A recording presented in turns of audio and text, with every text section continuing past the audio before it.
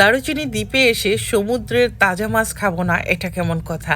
আর এই তো একদম সমুদ্র থেকে ধরে নিয়ে আসা সদ্য ওরকম তাজা ফ্রেশ মাছ। আর আমরা এসেছি প্রায় 2 দিন হয়ে গেল।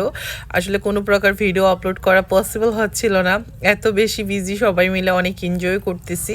তো আজকে হলো ভাবলাম একটু শ্যুট নিই, হঠাৎ করে মনে হলো আমার ভিউয়ার্সদের জন্য একটু শ্যুট নেই যে এখন কোথায় আছি। অনেকেই আমাকে মেসেজ দিচ্ছিল, আপু ভিডিও আপলোড করছো না কেন? তো ভাবলাম একটু শ্যুট নিয়ে আপনাদের সঙ্গে শেয়ার করি। আমরা চলে এসেছি সেন্ট মার্টিনে, দারুচিনি দ্বীপে।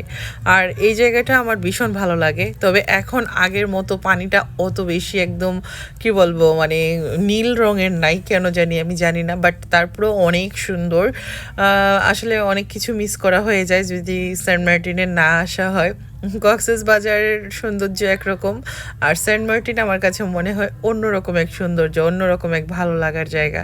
তো যাই হোক, অনেক বেশি ভালো লাগছে। প্রায় কয়েক বছর পর আবার আসা হলো। তো এই তো আমাদের দুপুরের খাবার চলে আসছে। আর একসঙ্গে আসলে সবার মাছ দেওয়া সম্ভব না, কারণ ওনারা হলো একদম ভেজে ভেজে দিচ্ছে, প্যান থেকে নামিয়ে নামিয়ে তারপর দিচ্ছে। আমরা অর্ডার করে চলে আসছি। এটা হলো একটা লাখা মাছ আর মানে কয়েকটা টাইগার মাছের পিস এখানে দেওয়া হয়েছে। আরও ভাজতেছে, আস্তে আস্তে দিবে, খাওয়া হবে। আর আসলে বিচের পাড়ে এসে যদি মানে তাজা মাছ না খাওয়া হয় তাহলে মনে হবে যে মানে মাছই খাওয়া হলো না। আর এই মাছগুলো কিন্তু আমরা ঢাকায় আর কোথায় পাবো এত ফ্রেশ মাছ?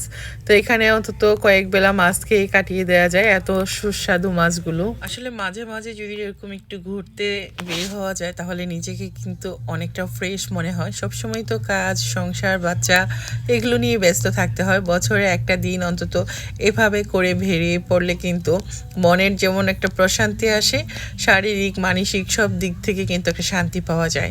তো চেষ্টা করি প্রতি বছরই বাচ্চাদেরকে নিয়ে একটু ঘুরতে বের হতে।